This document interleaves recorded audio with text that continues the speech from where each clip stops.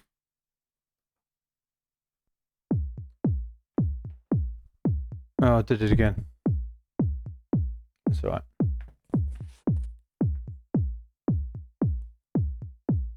Okay.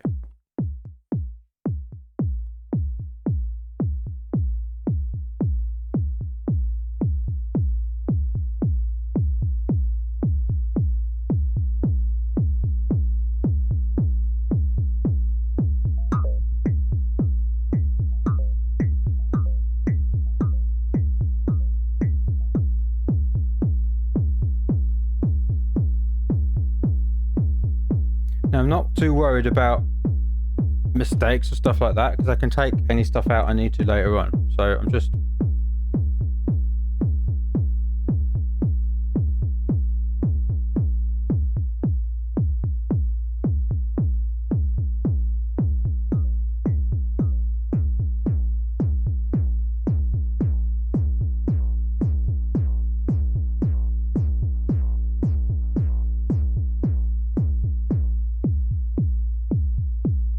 Okay. That'll do for now.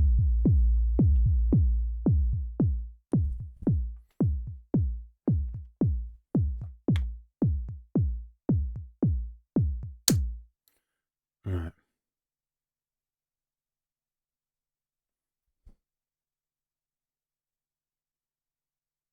Oh, I wonder what this is. I've never used this before. Okay.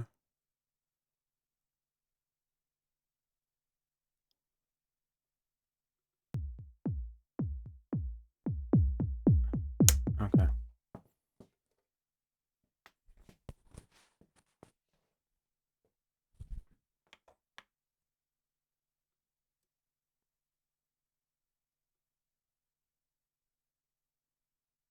There we go.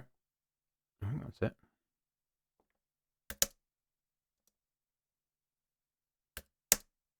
Oh.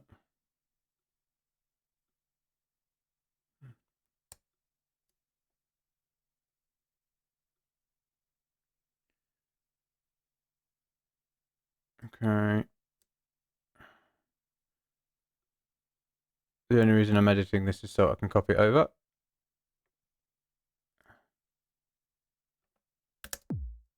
That'll do.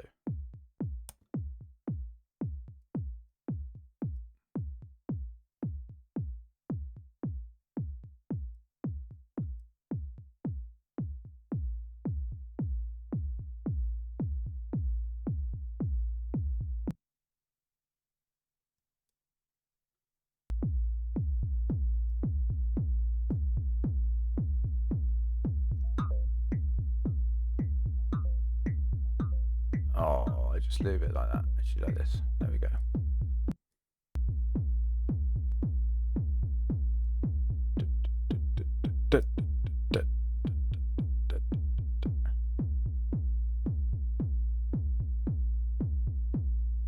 All right. So now I'm going to find a sound that I can use for the kind of chugging thing. I think I might actually go to Omnisphere for this. Let's just keep it simple rather than faffing around with outboard. Hello, Phil. Yeah, sorry about the sorry about the camera mistakes that I make. As I get better at this, I'll stop doing that so much. Or forget about the camera. So many things to think about when you first do this, when you first do live streaming.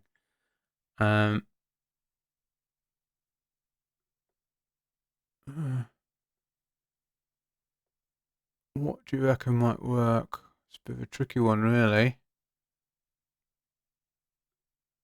Maybe I'll just take my chances.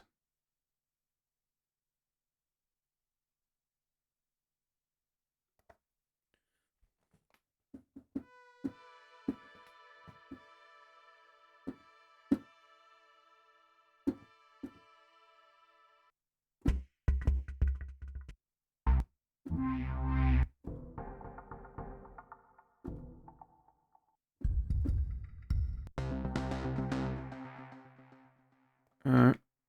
Let's just go.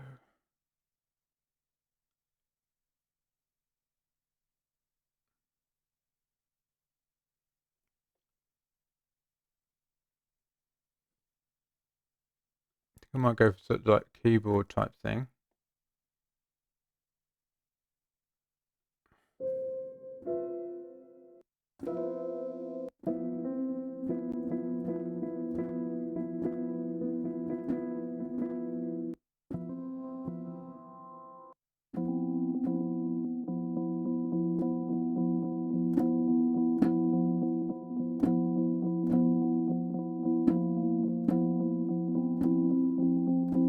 Alright. Right. Camera!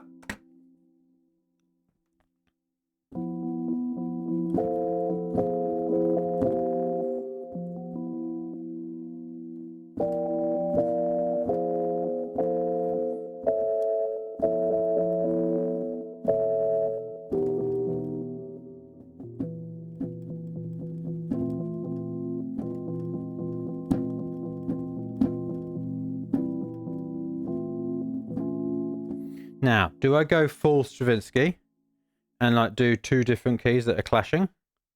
Or do I play it safer?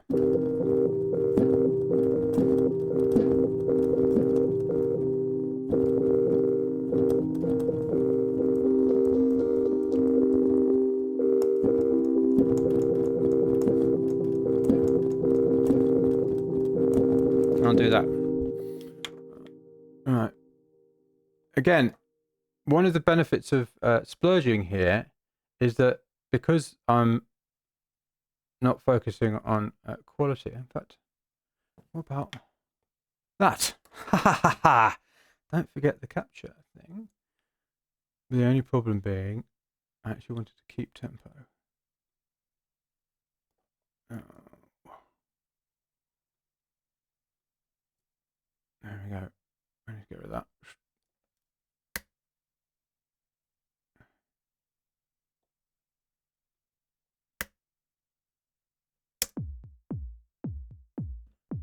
Yeah. Oh, computer. So I did capture.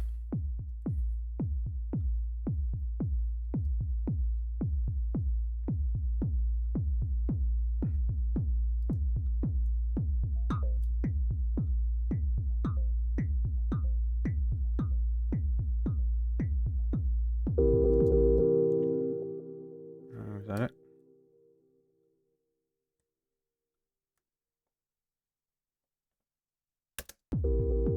Hang on a minute, I forgot to listen to the note of the thing, was it?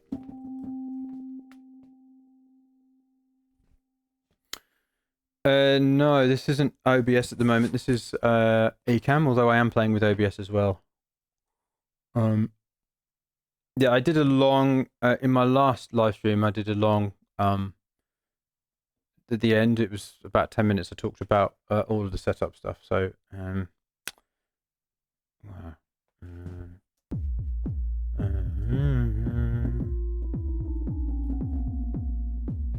Okay.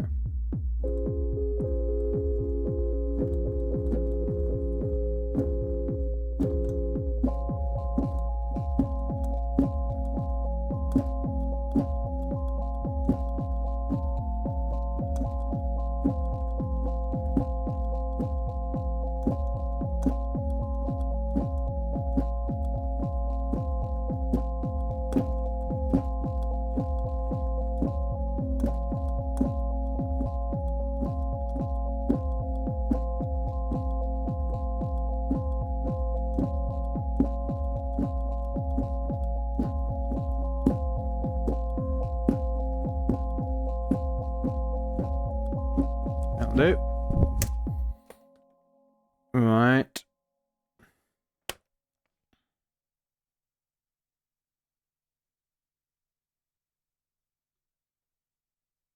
Oh. What happened? Where did it all go? Maybe I've got a setting set up somewhere which is not right. Maybe, hopefully, maybe I can do this. No. Darn it. I'll have to sort out that setting later. What was I doing? Actually, remember that.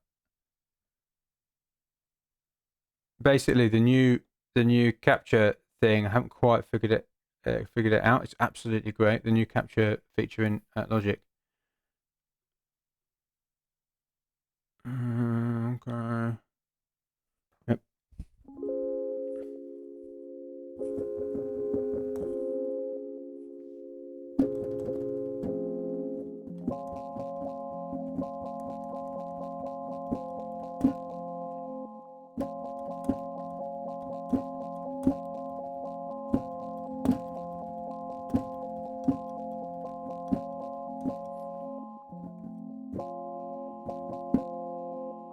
Yes.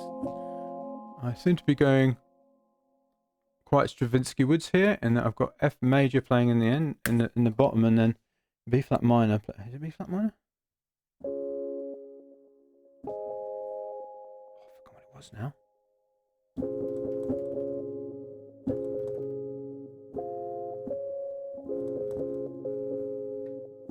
Oh, that was it. Kind of B flat minor. Kind of not. D flat major 7 with F major in the bottom. So I am going full Stravinsky. Right, okay. Now I've remembered that, I'm going to go.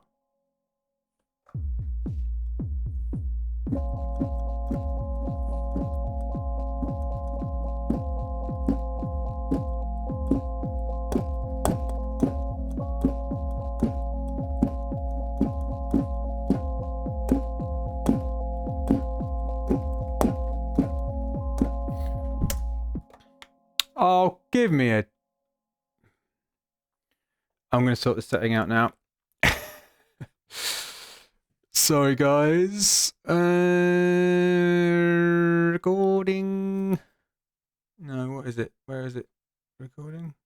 Oh, no, there it is. Cycle. Why aren't you creating... Oh, hang on a minute. That's what it is. Here they are. Well, I don't like that.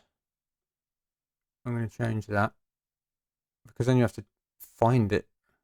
Or can you show inactive? Ah, there we are. All right.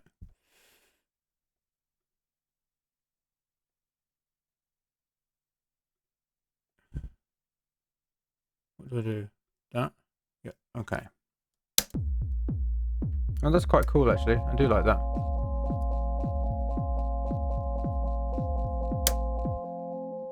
I don't know what's going on with that.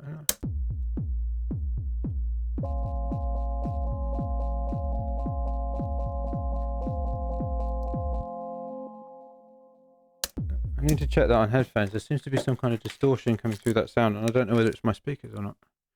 I hope not.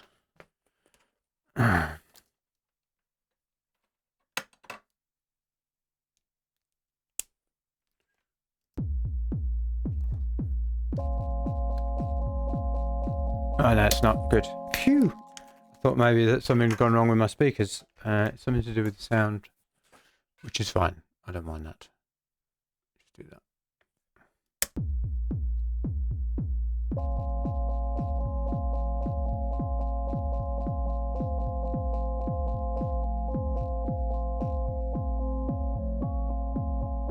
There we go.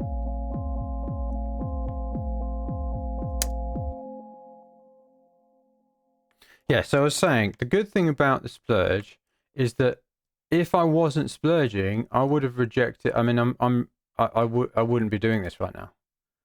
Yeah, but I'm just going with it. Yeah, and it's not. It doesn't matter that if this is good or not. What matters is that I'm going in a direction that I wouldn't have gone in, if you like, because there's a lot of benefits to just letting things happen and seeing what pops out.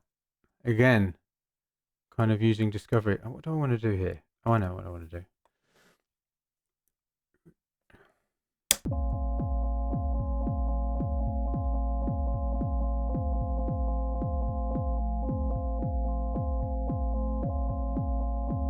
It's weird. So I'm just going to quantize that a bit as well. So here you can definitely see me doing some editing. There we go.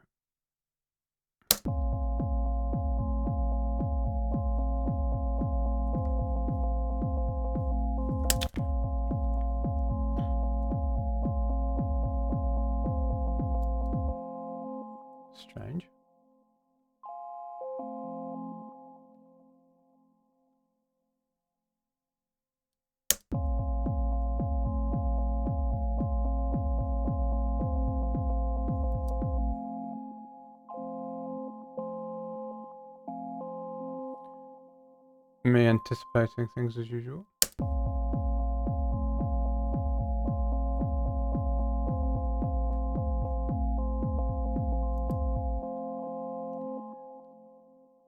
There we go.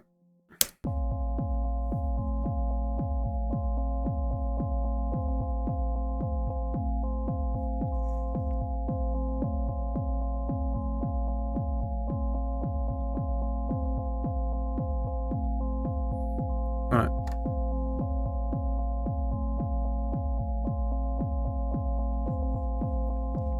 Alright, let's go back to one of my other Style Splurge elements.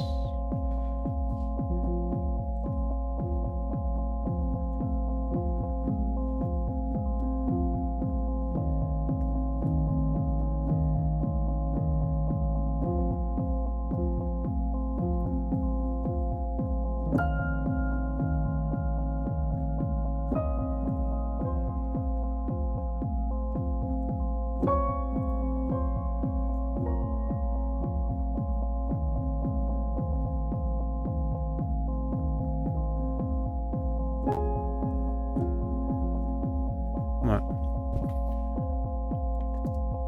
Just going to turn that down a bit. There's one thing about it. It's getting a bit much.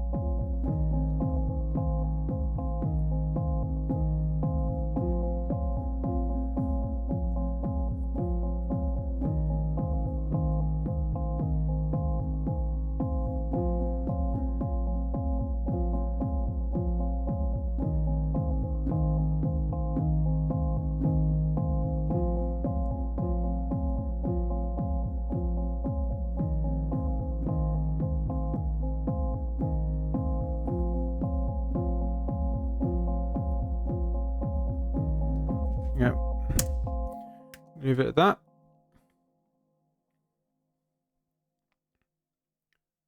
Show alternatives. Right, okay, on it. So show alternative. How do you do that? How do you do that with a thing? Show inactive. There we go. Control option. All right, brilliant. I'm into this. I mean, when I say I'm into this, not sorry, into the tune. I'm into this new thing that I've just found.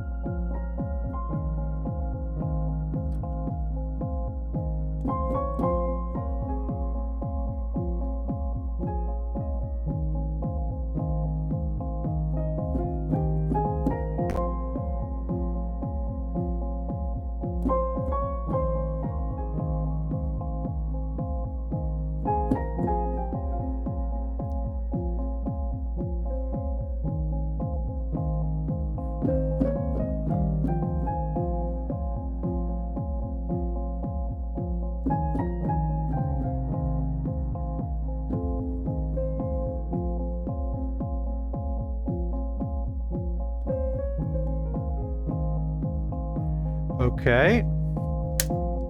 Now, I've got to capture that, and I'm wondering, there must be a way of turning that into a whole take. I wonder how you do that.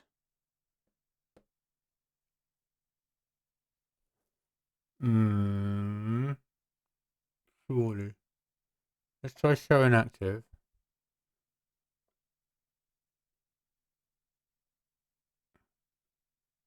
No. I mean, there's got to be a way of doing it where you don't have to. Oh, let's just try join. Let's see what happens. Nope.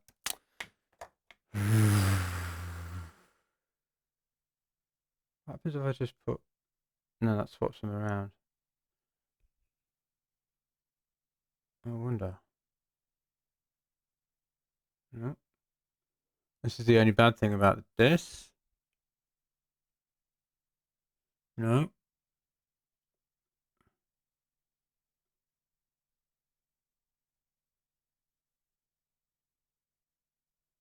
I'm gonna have to do it. I'm gonna have to go the old-fashioned way.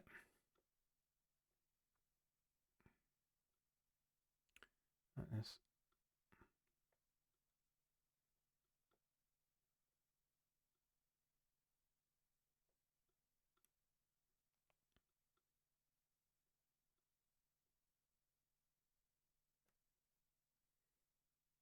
I don't know whether that's going to work. We'll find out. But it'll be in the ballpark.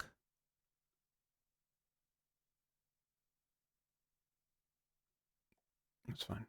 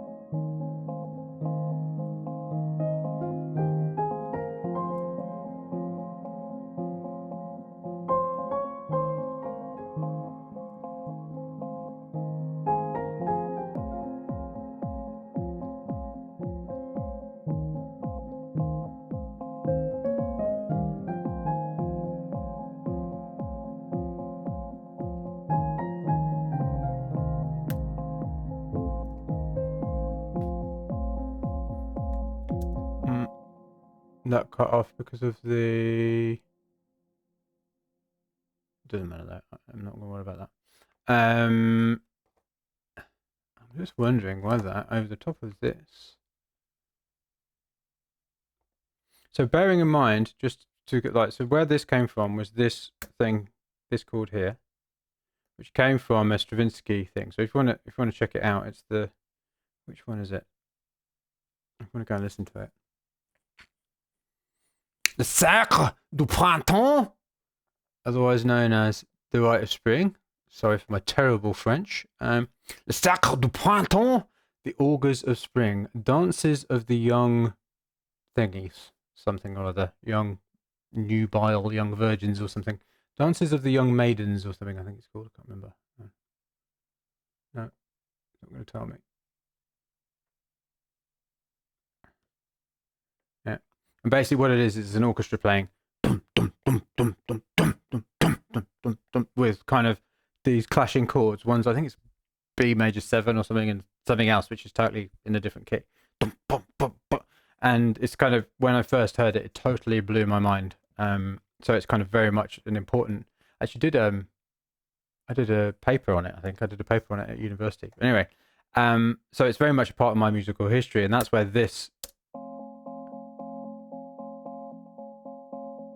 thing came from. Now, it doesn't sound anything like the Rite of Spring, but the idea came from that. Yeah. So then now I've added it to my already existing style elements, kind of that I've got in my head that I'm using a lot. One of which is the DFAM, playing kind of electronic kind of rhythm, and then the other is the piano doing an Alberti bass, and I've put a melody over the top, and now I'm in. Yeah.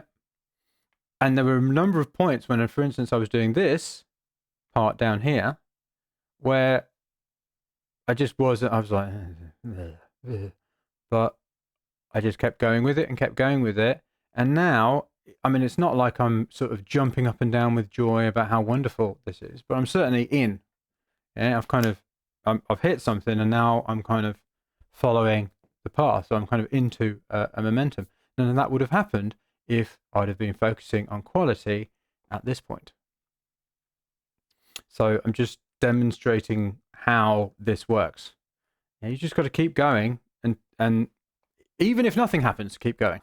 Yeah, if you never end up in, yeah, just keep going, and at some point something will catch, if you like. So now I'm thinking about the SH7.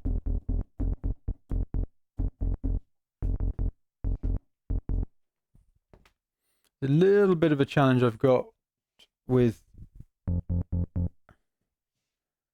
the setup at the moment is that I can't hear so well.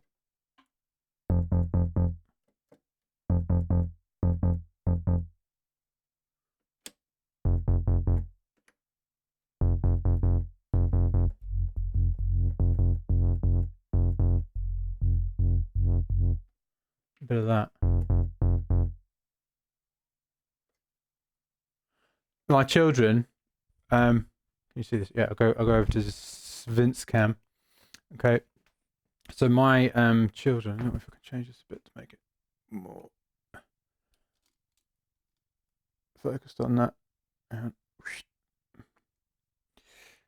My children, they've got this habit of whenever because they love playing with all of this stuff, obviously, and they've got this habit of like moving all of the sliders up or all of the sliders down. It's like, so often I come back to it and there's like everything's kind of all over the place. But anyway.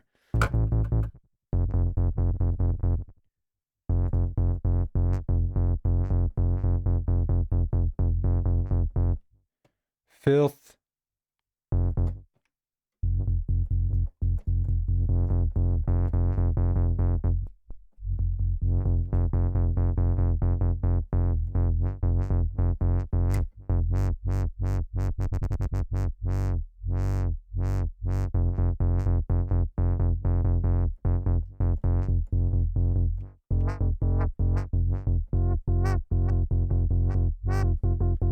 EDM. Anyway, sorry. Right, so I'm going to go back to this one now.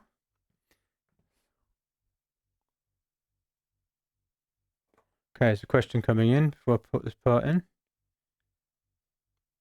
Simon. Hey, Tony. Hi, Bart.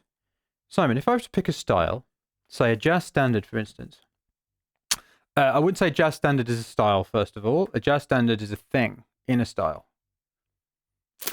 So, because the jazz standards get played in lots of different styles of jazz, don't they? So, the only way to preserve your analog practice is having no pets, children, spouse, housekeepers, or guests. Absolutely. Oh, and also for you to never ever be clumsy at all at any point. So, if I were to pick a style, say a jazz standard, for instance, and decided to do a splurge around that style, is that basically a style splurge? Then no. So first of all, a jazz standard isn't a style. A jazz standard is a jazz standard. So a sonata isn't a style because there are sonatas in lots of different things. And it's not, I mean, that's not what I'm doing, Simon. Like, actually pay attention. If you, like, sorry, I'm not, that sounds very like a school teacher. Pay attention. That's not what I meant at all. If you pay attention to what I'm actually doing, is I'm taking an element of, do you know what? I'm just going to play it. Publish and be damned. That's what I say. I'm just going to play it to you quickly so that you can hear what I'm talking about.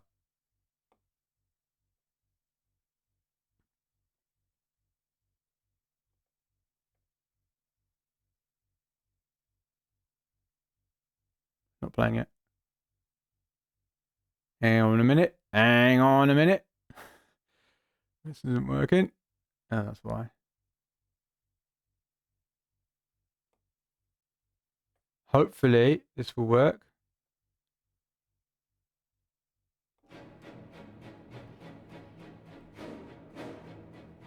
Oh, it's not working for me.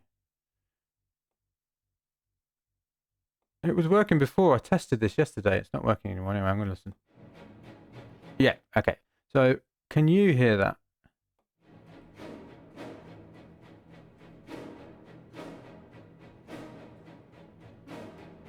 Okay.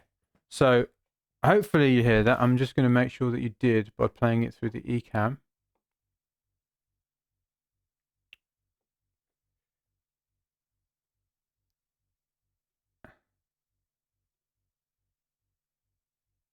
No, you can't hear that. No, you can't hear that. Why is that not working? It was working yesterday.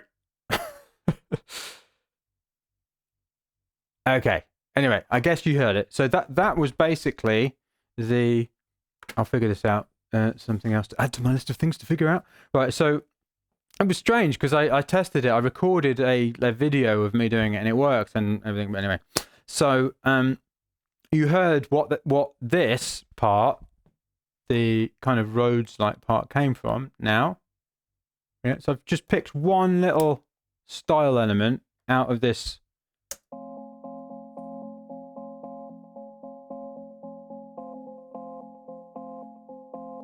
Yeah, which is really the... I mean, if you were to describe it, it's like a repeated chord with accents on it. Yeah, and I mean, I suppose in Stravinsky's case, it's not really a style element for him because he didn't do it all the time. But I'm just using it almost as a style element. It's from my musical history. Yeah, and then I'm just using it, like pulling that one element out and then experimenting with it in my own music. So I'm not taking the Stravinsky, the Rite of Spring, and then splurging on that. That's not what this is. Yeah, it's like it's taking specific elements. I mean, I could do it, if I don't know, if I decided to I could do it with burial beats. In fact, I have done it with burial beats, that kind of beat. Or I could do it with, it's just individual parts. It's not like I'm going to do a style splurge on a jazz standard because a jazz standard isn't a style element, and B, it's more taking a bit out of an element. Okay, so coming back to what was it doing? Oh yeah, this.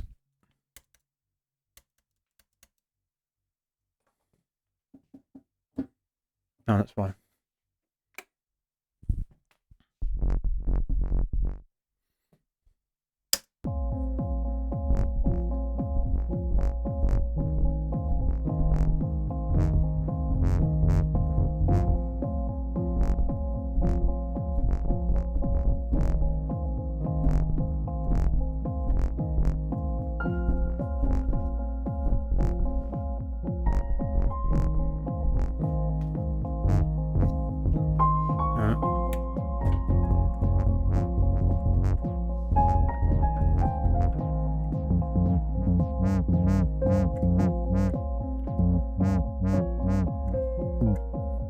Turn that down a second.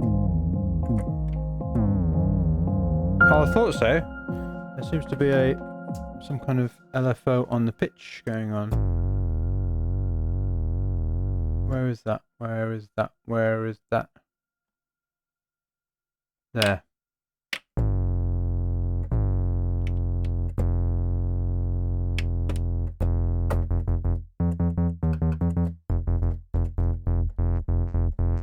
That's better.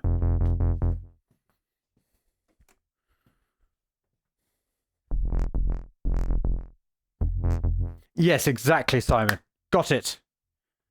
Yeah, I see. Yes, maybe if I took chord comping style or a type of walking bass, that might be more the ticket. Exactly. That's exactly it. I mean, arguably, you could say, just thinking about it now, if I was being really, you could say that taking a jazz standard could be a style element, but I don't think so. I don't think so, because it's kind of, a jazz standard is a bit more like a sonata, if you like, I guess. So.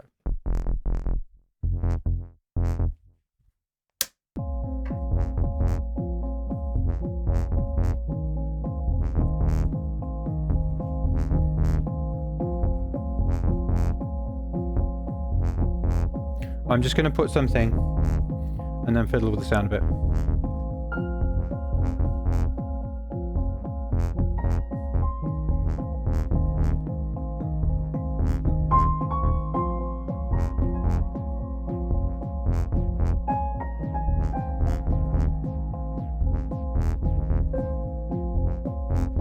That'll do. So again, like what the Splurge is encouraging me to do here, because I'm not focusing on quality, is put things that you wouldn't think of doing. I mean, it's kind of an unusual combination of parts here that I'm putting together. Yeah, they're not, I mean, I don't know, what would you call this? I don't know. And it's not so much that it's necessarily good or it's bad, but it's like I'm in very much in experimentation mode, because it doesn't matter, because I've got no problems about it being quality, and any of these parts can be changed or removed in the future.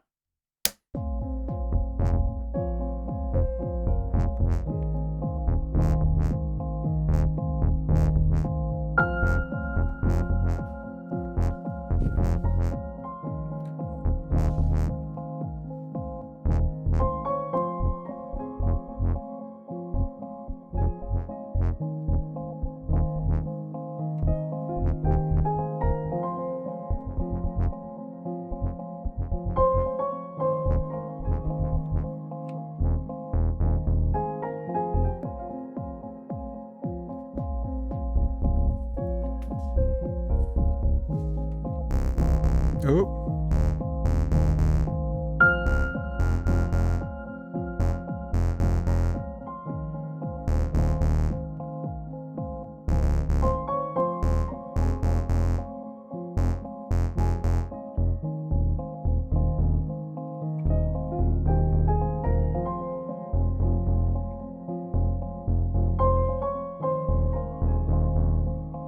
Really out of tune. I'm finding it really hard to hear. What I'm going to have to do, I think, is play a different note.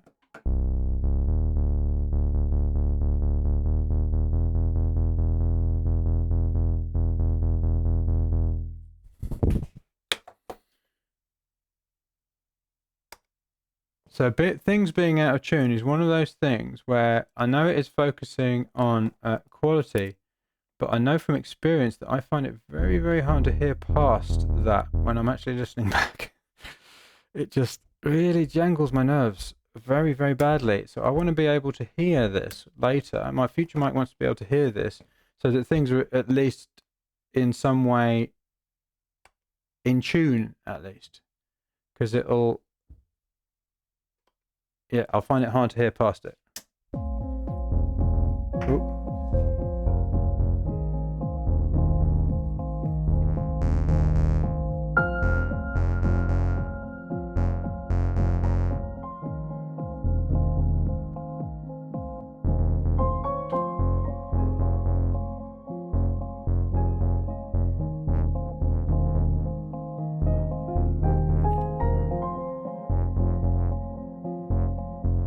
It's better.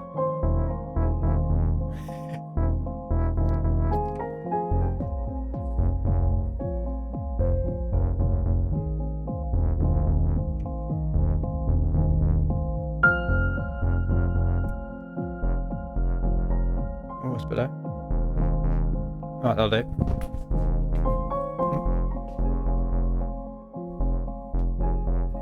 Okay.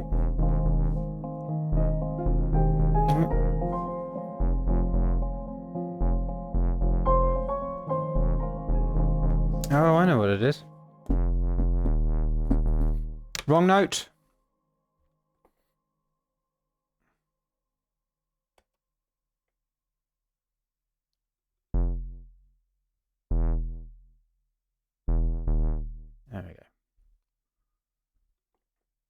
So there is an example of a design idea. Yeah. So here we go. Discovery and design. Yeah. So I had a design in my head, and because it's really like the speakers are on really quietly, apart from anything else, it's 6:20 in the morning, so I don't want to wake up the neighbours. I didn't hear that was a wrong note, right? So when I noticed it wasn't actually a design idea, it would take me like 3 seconds to actually do the thing that I was hearing in my head. So I did it. Yeah. So again, yes, it's focusing on quality, but I had a specific idea in my head, and I actually just got the note wrong. So there you go.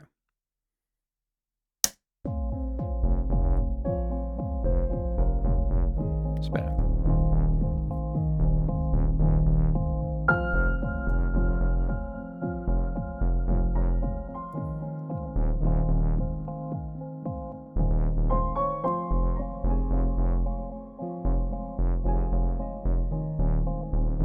Okay.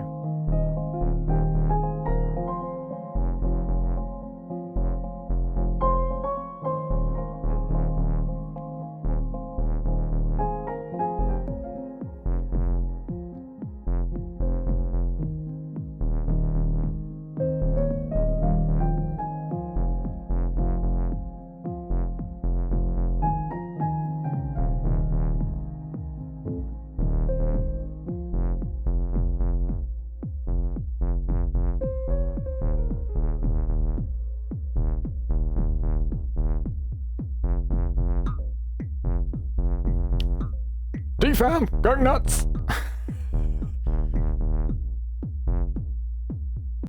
Right, that'll do. I think that is a splurge. I just wanted to read out what Tony has just said. I think it's really important. Hello, Felix. So, Tony says, that's a really important point. You can change anything later on. There's no obligation to make the finished track anything like the first splurge. No need to be attached to any element of it. Yeah. That's a big insight that Tony got from doing the leap. And what I've noticed in a lot of people is that they want to get it right the first time. And if they don't get it right the first time, like if they don't, then they just go, oh no, it's wrong. As if this piece of music that you're making is a fixed thing at that point. Yeah. And so you just, you bash your head against it in the session because you think, well, I'm going to do it and then it's going to be done. But if you're much more flexible than that and just let go of that need to be right in any given moment and just go, well, I'm going to do something now. I can change it if it's not right later. There's no problem with that. Actually, it just really frees you up to make mistakes, to do things that are rubbish. Again, this is the whole splurging thing. It's just letting yourself do things. And if it's great, it's great. And if it isn't, you can change it. It's really, really important. Just notice in your own creative process how often you're desperately trying to get it right there and then. I mean, obviously, it would be ideal if we got it right there and then over and over and over. That simply isn't how we work. Yeah? We're strange and wonderful, complicated creatures, us human beings. And, sometimes we're on fire and everything comes out, amazingly. But the majority of the time, it doesn't. So are we only going to create when it happens like... Of course not. If that was true, then we wouldn't create very much at all. So what we need to do is not put so much pressure on ourselves. Just let it come out. And sometimes it'll be good, in which case, keep it. Sometimes it won't be good, in which case, change it or work on something else. So that is my splurge for today. I'm going to say love you and leave you, as they say now. And I'm going to export this. I'm going to save it. In fact, let me just save it now, because I fear that people don't know haven't heard from me the importance of. So let's call it sacre. I can't remember what key it's in. Don't matter. 112.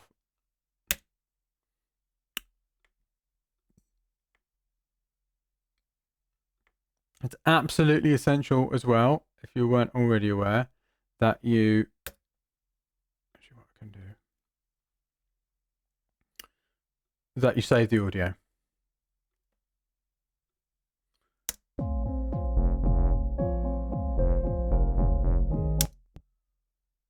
So that you can listen to the audio and not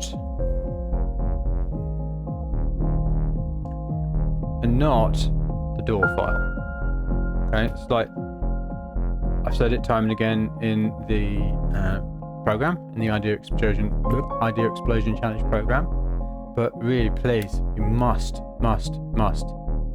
export the audio file and be listening to the audio files, not the DAW file. Okay.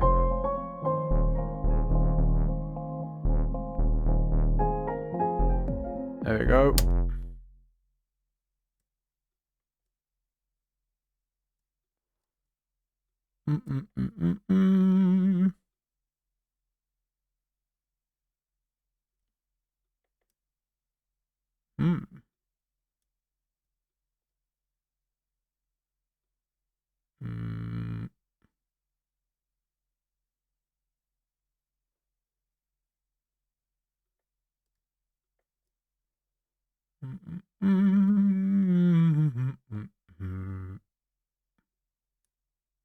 Is that what it was?